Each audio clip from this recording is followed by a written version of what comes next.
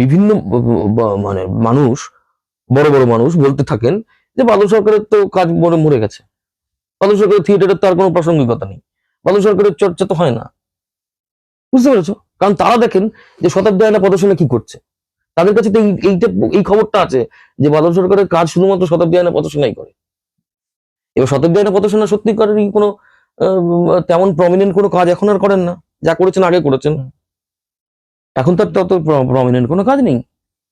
ফলে বলে দিতে পারেন যে চর্চাটা মরে গেছে, বাদল সরকারকে নিয়ে চর্চা হয় না।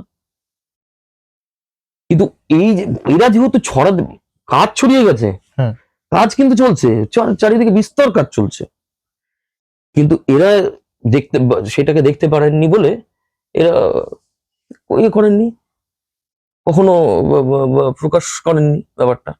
আর ওই যারা ধরো ঋতুপর্ণ ঘোষ বলছেন যে আমি জীবদ্দশায় কোনোদিন বিজন ভট্টাচার্য আর বাদল সরকারকে দেখিনি, ফার্স্ট পার্সন, তাতে উনি লিখিত আছে, সংকলনটা আছে কিনা আমি জানি না, কিন্তু কোনো একটা সংখ্যায় এটা বলেছিলেন যে আমি বিজন ভট্টাচার্য আর বাদল সরকারকে দেখিনি। ঠিক আছে, তারপরে ধরো অংশুমান ভৌমিক লিখেছেন যে এই থিয়েটারের আর কোনো প্রাসঙ্গিকতা নেই।